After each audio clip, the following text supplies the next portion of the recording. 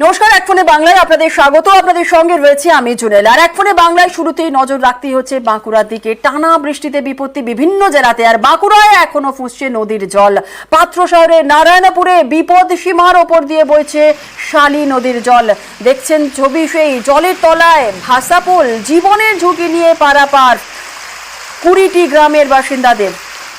টানা বৃষ্টিতে বিপত্তি, বাঁকুড়ায় এখনো ফুঁসছে নদীর জল। দেবব্রত আমাদের প্রতিনিধি রয়েছে, সরাসরি চলে যাব দেবব্রতর কাছে। দেবব্রত, যে ছবি আমরা দেখছি, রীতিমতো বিপদ সীমার মধ্যে দিয়েই তো বইছে বাঁকুড়ায়, এইভাবে ফুঁসছে নদীর জল। কি বলছেন এলাকার বাসিন্দা, কি পরিস্থিতি সকাল থেকে আজ? একেবারে দেখো, এলাকার বাসিন্দারা কিন্তু আতঙ্কেই দিন কাটাচ্ছে, কারণ জীবনের ঝুঁকি নিয়ে পারাপার করতে হচ্ছে এই নদী। কারণ এলাকায় যে ভাসাপুল রয়েছে তা জলের তলায়।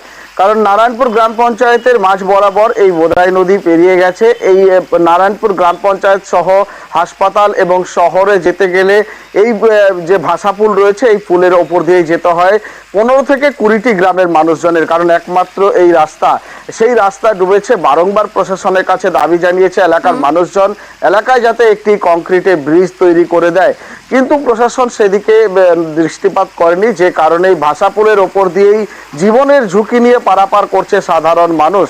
আতঙ্কে রয়েছে এলাকার মানুষ, প্রশাসন আশ্বাস দিচ্ছে।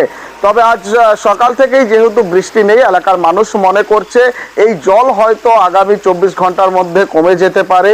তবে বিগত যে কয়েকদিন টানা বৃষ্টিপাত, যার জেরেই কিন্তু ফুলে ফেপে উঠেছিল এই বোদাই নদী, যার ফলেই কিন্তু এই চরম দুর্ভোগের মধ্যে পড়তে হচ্ছে এলাকার মানুষকে। জনেলা, ঠিক, ধন্যবাদ দেবব্রত। তার মধ্যে রয়েছি যে আমাদের যে বাচ্চা ছেলেরা পড়াশোনা করছে, পরীক্ষা ক্যান্সেল করে দিয়ে গত দিন কোনো পরীক্ষাই হচ্ছে না। জীবন নিয়ে টানাটানি ঘুরে যেতে হচ্ছে সোনামুখী হয়ে। সরকার থেকে এখনো পর্যন্ত কোনো ব্যবস্থা নেয় নাই। প্রশাসনের নজরদারি আছে, আমাদের মানুষের সুবিধা অসুবিধা বা কিছু না হয় চারিদিকে নজরদারি রাখা আছে। পুনরায় নতুন করে ব্রিজ তৈরি হয়, তার জন্য আমরা আবেদন জানাবো।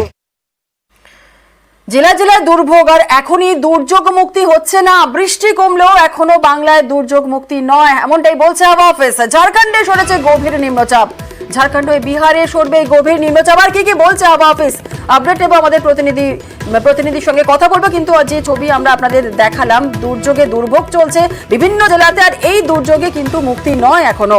বৃষ্টি কমছে ঠিকই, কিন্তু এখনো বাংলায় দুর্যোগ মুক্তি নয়। ঝাড়খণ্ডে সরেছে গভীর নিম্নচাপ, ঝাড়খণ্ড হয়ে বিহারের সরবে গভীর এই নিম্নচাপ।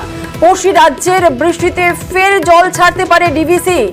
স্বাভাবিকভাবেই বাংলায় বাড়ছে বিপদের সংখ্যা। আমাদের সঙ্গে রয়েছেন আমাদের প্রতিনিধি বিশ্বজিৎ সাহা। বিশ্বজিতের কাছ থেকে একটু বিস্তারিত জানতে চাইবো। বিশ্বজিৎ, জেলায় জেলায় যেভাবে আমরা দুর্যোগের ছবি আমরা দেখছি, দুর্ভোগের ছবি দেখছি, হাওয়া অফিস কি বলছে? দুর্ভোগ, এই দুর্যোগ তাহলে তো এখন আপাতত মুক্তি নয়, আর কি জানাচ্ছে, আপডেট কি দিচ্ছে হাওয়া অফিস? দেখা যে নিম্নচাপ ছিল, সেই নিম্নচাপটি ক্রমশ ঝাড়খণ্ড হয়ে এটি বিহার এবং উত্তরপ্রদেশের দিকে এগিয়ে যাবে, এবং তার ফলে যে নিম্নচাপের কারণে যে বৃষ্টি হচ্ছিল, সেই বৃষ্টিটা ক্রমশ কমে গেছে, অনেকটাই কমেছে এবং আরো কমেছে। তবে বৃষ্টি হবে, কারণ এই মুহূর্তে মৌসুমী অক্ষরেখা রয়েছে বাংলার উপর সক্রিয়, এবং আরো একটি পূর্ব পশ্চিম অক্ষরেখা রয়েছে। এই দুই সিস্টেমের কারণে দক্ষিণবঙ্গে বিক্ষিপ্তভাবে বৃষ্টি হবে। তবে যে ভারী অতি ভারী বৃষ্টি হচ্ছিল দক্ষিণবঙ্গে, সেই বৃষ্টিটা কম থাকলেও উত্তরবঙ্গে আবার দুর্যোগ আসছে। কারণ রবিবার থেকে মঙ্গলবার পর্যন্ত ভারী থেকে অতি ভারী বৃষ্টির একটা সতর্কতা রয়েছে, এবং এই সপ্তাহে অর্থাৎ আগামী সপ্তাহের মাঝামাঝির দিকে আবার দক্ষিণবঙ্গে ভারী বৃষ্টির একটা সম্ভাবনা তৈরি হচ্ছে। বেশ, ধন্যবাদ বিশ্বজিৎ।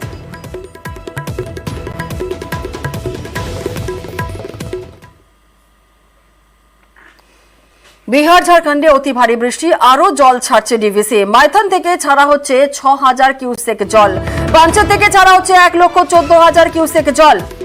এখনো পর্যন্ত মাইথন পাঞ্চেত থেকে ছাড়া হলো 1,20,000 কিউসেক জল। আরো বিস্তারিত বলবে অর্পণ আমাদের সঙ্গে রয়েছে। অর্পণ, দেখো, ভারী বৃষ্টির কারণে কিন্তু পাঞ্চেত এবং মাইথন জলাধার থেকে যে পরিমাণে জল ছাড়া হচ্ছে, সেই জল ধীরে ধীরে এসে পৌঁছচ্ছে দুর্গাপুর ব্যারেজে, এবং দুর্গাপুর ব্যারেজ থেকে কিন্তু 82,000 কিউসেক জল ইতিমধ্যে ছাড়া হয়েছে। এবং বেশ কয়েকটি জেলা রয়েছে, যেমন হাওড়া, হুগলি, বাঁকুড়া এবং দুই বর্ধমান জেলা এবং বিপদসীমার মধ্যেই রয়েছে এই জল ছাড়ার পরিমাণ। বেলাবেলার পাশাপাশি যেটা জানা যাচ্ছে যে এই জল ছাড়ার পরিমাণ অনেকটাই বাড়বে, অর্থাৎ বিপদসীমার ঊর্ধ্বেও কিন্তু এই জল ছাড়ার পরিমাণ যেতে পারে এমনটাই মনে করছে। ইতিমধ্যেই এই বেশ কয়েকটি জেলাকে সতর্কতা জারি করা হয়েছে এবং প্লাবিত হওয়ার কিন্তু একটা আশঙ্কা রয়েছে, কারণ যদি জল ছাড়ার পরিমাণ বাড়ে তাহলে কিন্তু এই যে সমস্ত জেলাগুলি, বেশ কয়েকটি জেলা নিম্ন দামোদরের যে জেলাগুলি, সেগুলি প্লাবিত হওয়ার আশঙ্কা রয়েছে। বেশ, ধন্যবাদ অর্পণ।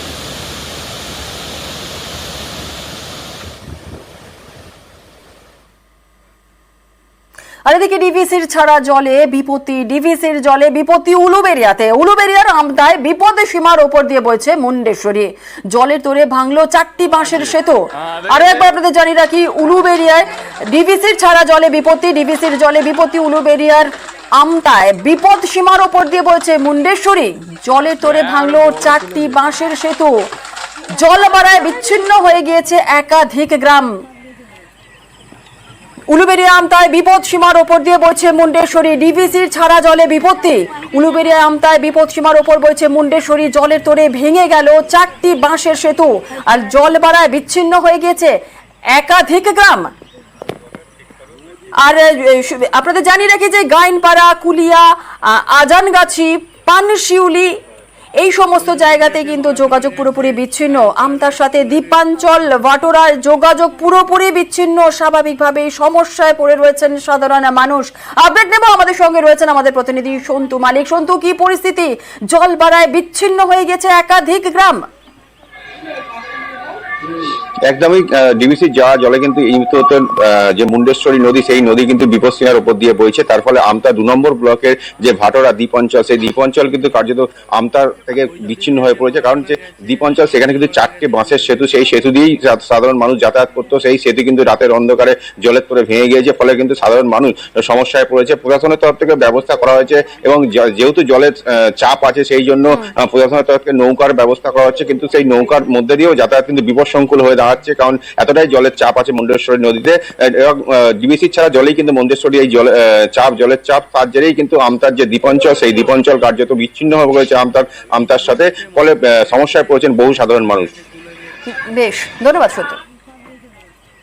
আর ডিভিসির জল ছাড়া নিয়ে তরজা, ম্যানমেড বন্যার চক্রান্তের অভিযোগ কুণালের। ডিভিসি তারা ম্যানমেড বন্যা পরিস্থিতি তৈরি করে দেওয়ার জন্য জল ছাড়ছে বাংলায়। যখন গ্রীষ্মকালে কৃষি কাজের জন্য, সেচের জন্য জল চাওয়া হয়, তখন ডিভিসি দেয় না। অতি বর্ষণ, নদীগুলো উপচে যাচ্ছে, অন্যদিকে ভরা কোটাল আসছে, তার সঙ্গে ডিভিসি জল ছাড়ছে, জলমগ্ন হওয়ার পরিবেশ পরিস্থিতি তৈরি হয়েছে। এটা কিন্তু আবার ম্যানমেড, এটা ডিভিসি তারা জানে যে এই সময় যদি অতিরিক্ত জল বাংলার দিকে ছেড়ে দেয়, তাহলে বাংলার বিস্তীর্ণ এলাকায় জলমগ্ন হওয়ার, বন্যা পরিস্থিতি হওয়ার সম্ভাবনা দেখা যাবে, আশঙ্কা হয়ে যাচ্ছে। আর পাল্টা রাজ্য সরকারকে আক্রমণ সুকান্ত মজুমদারের। আগের বছরও রাজ্য সরকার এই কথা বলেছিল, তারপরে ডিভিসির তরফ থেকে প্রমাণ করে দেওয়া হয়। প্রত্যেকবার মেল করা হয় এবং জানানো হয় রাজ্য সরকারকে। রাজ্য সরকারের অফিস কাজই করে না, তো কি করবে তারা? আর সুকান্ত মজুমদারকে পাল্টা আক্রমণ কুণাল ঘোষের। এরকম একটা ভরা পরিস্থিতিতে জানানো হলো যে আমরা এত ছাড়লাম, আর তখন তার আমাদের হাতে কি জানি, জেনে আমরা করব কি? রাজ্য সরকার বা সেচ দপ্তর জেনে করবে কি? আপনাকে বিষ খাওয়াচ্ছে, শুধু আপনাকে জানিয়ে দিচ্ছে আপনাকে এই পরিমাণ বিষটা খাওয়ালাম, আপনাকে তো বলেছিলাম বিষ পাঠিয়েছি। ফলে এগুলো সমস্ত একটা চিরাচরিত কায়দায় বিপদে ফেলার চেষ্টা